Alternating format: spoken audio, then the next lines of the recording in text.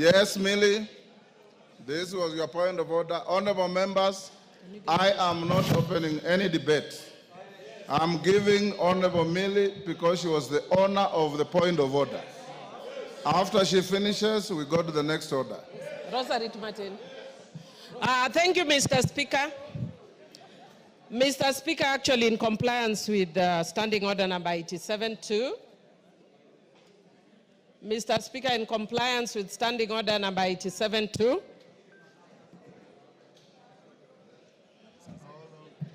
somebody was calling me. Yes, I just wanted to indicate that in compliance with Standing Order number 87-2, I am actually not going to raise any issues regarding... May I have my standing orders?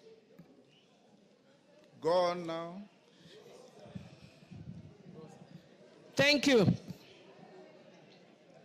Yes, go on. Yeah, thank you, Mr. Speaker. Mr. Speaker, I just wanted to say that in compliance with Standing Order number 87-2, I will not raise any issues regarding the communication that you have just given. I'm a very law-abiding citizen and cognizant of our standing orders. And further, Mr. Speaker, I also just wish to indicate that as Azimio, and much more so, those of us who are very keen on ensuring that Baba clinches the AU position, we want to be sure that we follow the rule of law and that we support a broad government which is not based.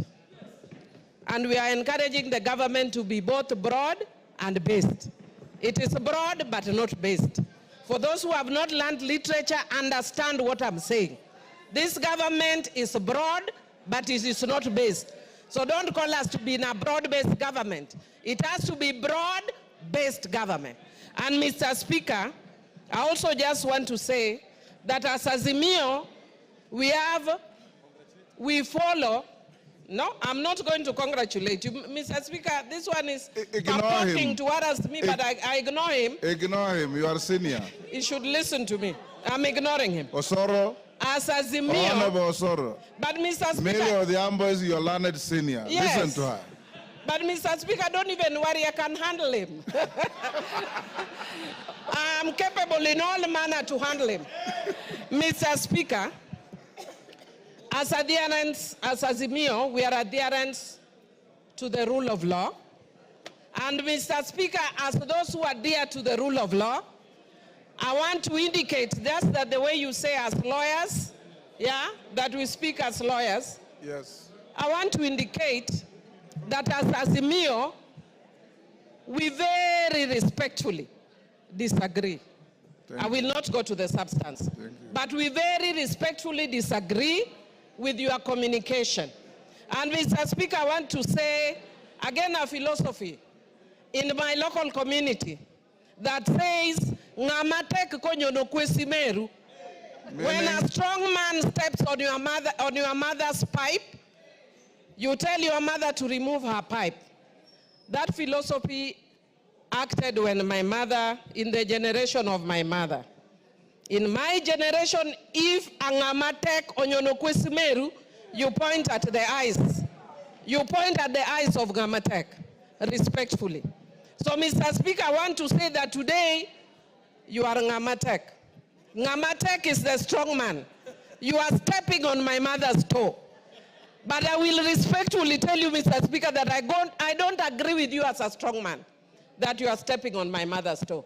And as Azimio, we are going to take further action until you stop stepping on my mother's pipe. And I respectfully, Mr. Speaker, note your communication. Thank you, Honorable Millie Odhiambo. Order. I'm not opening any debate. Honorable Millie Odhiambo, that is how the law works. It is not necessarily popular. It's not necessarily likable. It is just the law. Shakespeare said it's an ass. It is the law. So when you obey the law, sometimes you may step on somebody. Sometimes you may not.